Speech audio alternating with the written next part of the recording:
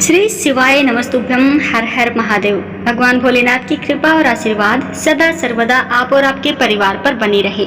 तो दोस्तों, आज की वीडियो बहुत ही खास, बहुत ही विशेष होने वाली है। बहुत ही विशेष जानकारी इस वीडियो के माध्यम से आपको मिलने वाली है। आज की वीडियो में हम बात करेंगे कि जो बेल का पेड़ होता है उसकी उत्पत्ति कैसे हुई थी, उसकी एक पौराणिक कहानी हम आपको बताएंगे और ये भी जानेंगे कि इस बेल के पेड़ में किस देवी का वास होता है। और साथ ही सावन में ये कहानी जरूर पढ़नी चाहिए कि कैसे डाकू और बेलपत्र की एक कहानी होती है, उसमें कैसे डाकू का बेलपत्र से उद्धार होता है। तो दोस्तों, वीडियो में बने रहिएगा। बहुत ही खास, बहुत ही विशेष ये वीडियो होने वाली है।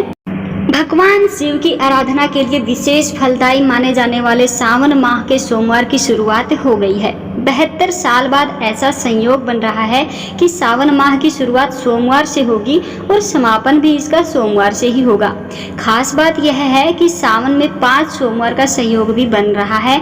इससे इस महीने की प्राकृतिक वस्तुओं से पूजा अर्चना से भगवान शिव का विशेष आशीर्वाद मिलता है। लेकिन क्या आपको पता है कि भगवान शिव को क्यों प्राकृतिक चीजें चढ़ाते हैं और बेल के पेड़ की उत्पत्ति की पौराणिक कहानी क्या है और उसमें किसका निवास होता है, कहाँ, कौन सी जगह पे कौन से देवी देवता का निवास इसमें होता है? इसका जवाब हम आपको इस वीडियो में देने वाले हैं। पंडितों का कहना है कि भगवान भोलेनाथ प्रकृति के देवता है, इसीलिए भगवान का श्रृंगार प्राकृतिक वस्तुओं से होता है। सावन में बेलपत्र, धतूरा, फूल आदि अर्पित करने से भगवान भोलेनाथ की विशेष कृपा होती है।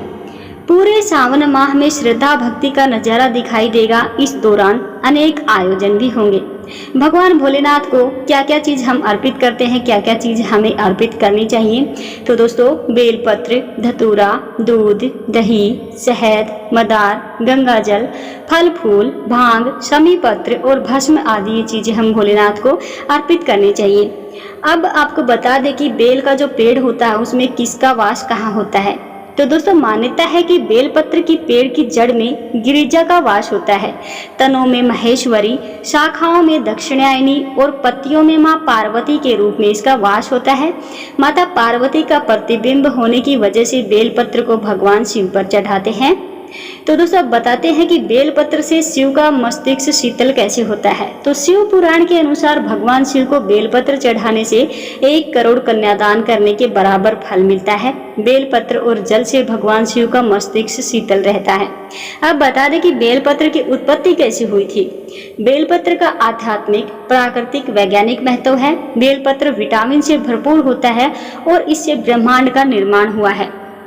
तो दोस्तों, पौराणिक मान्यता के अनुसार एक बार माता पार्वती के पसीने की बूंद मंदराचल पर्वत पर गिर गई थी। उससे बेल का पेड़ निकल आया था, इसीलिए इस पेड़ पर वे कई स्वरूपों में रहती हैं। मान्यता है कि समुद्र मंथन में हलाहल विष का पान भगवान शिव ने विश्व कल्याण के लिए किया है। विश्व के प्रभाव को कम करने के लिए देवी देवताओं ने उन्हें बेलपत्र जल अर्पित किया था। अब आपको एक कहानी सुनाने जा रहे हैं जो कि सावन के माह में जरूर पढ़नी चाहिए। इस कहानी में कैसे एक डाकू का बेलपत्र से उद्धार होता है ये हम आपको बताएंगे। भगवान शिव बहुत ही दयालु हैं। वे अनजाने में ही किए गए अच्छे काम से प्रसन्न होकर के व्यक्ति का उद्धार कर देते हैं।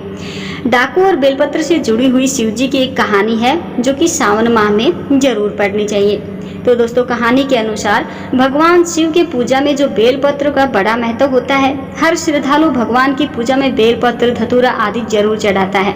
शिव जी को बेलपत्र चढ़ाने के धार्मिक महत्व को बताने वाली एक कथा बहुत प्रचलित है, जिसमें बेलपत्र की महत्वता समाई गई है, समझाई गई है बहुत अच्छे से। तो आइए जानते हैं डाकू और बेलपत्र से जुड़ी हुई शिव कथा। इस कथा के अनुसार भील नाम का एक डाकू होता है। यह डाकू अपने परिवार का पालन पोषण करने के लिए लोगों को बहुत लूटता है। एक बार सावन का महीना चल रहा था और उस महीने में भील राहगीरों को लूटने के उद्देश्य से जंगल में गया। इसके लिए वह एक वृक्ष पर चढ़ करके बैठ जाता है, लेकिन जिस वृक्ष पर वो चढ़ के बैठा हुआ था, छिप करके बैठा था, वह बेल यानी कि बेलपत्र का जो पेड़ था वो था। इधर देखते ही देखते पूरा एक दिन और पूरी एक रात बीत जाने पर भी उसे कोई शिकार नहीं मिलता है और वो उसी पेड़ पर बैठा रहता है। रात दिन बीत जाने के बाद भी उसे कोई शिकार अगर नहीं मिलता है तो इस कारण भील परेशान हो जाता है और बेल के पत्ते तोड़ करके नीचे फेंकने लगता है। संयोग से उसी पेड़ के नीचे एक शिवलिंग स्थापित था। भील को जो पत्ते तोड़ करके नीचे फेंक रहा था वे शिवलिंग पर गिर रहे थे और इस बात से भील पूरी तरह से अनजान था। भील को नहीं पता था कि शिवलिंग पर इस पेड़ के पत्ते चढ़ाए जाते हैं। वो तो परेशानी में वो पत्ते तोड़ तोड़ के नीचे फेंक रहा था और वो पत्ते उस शिवलिंग के ऊपर आकर गिर रहे थे। भील द्वारा लगातार फेंके जा रहे बेल के पत्ते शिवलिंग पर गिरने से भगवान शिव प्रसन्न हुए और अचानक डाकू के सामने प्रकट हो गए। भगवान शिव ने भील डाकू से वरदान मांगने के लिए कहा और भील का उद्धार किया। बस उसी दिन से भगवान शिव को बेलपत्र चढ़ाने का महत्व और अधिक बढ़ गया और यह मान्यता प्रचलित हुई कि बेलपत्र चढ़ाने से भगवान शिव अति प्रसन्न होते हैं और उनकी पूजा में भक्तगण अनिवार्य रूप से बेलपत्र चढ़ाने लगे। तो दोस्तों ये थी बेल के पेड़ के बारे में कुछ जानकारी। उम्मीद करते हैं आपको हमारे द्वारा बताई गई जानकारी अच्छे से समझ आई होगी। अगर वीडियो अच्छी लगी हो, जानकारी अच्छी लगी हो, अच्छे से समझ आई हो तो वीडियो को अन्य लोगों के साथ भी शेयर कीजिएगा और हाँ, कमेंट बॉक्स में हर हर महादेव की हाजिरी लगाना बिल्कुल भी मत भूलिएगा।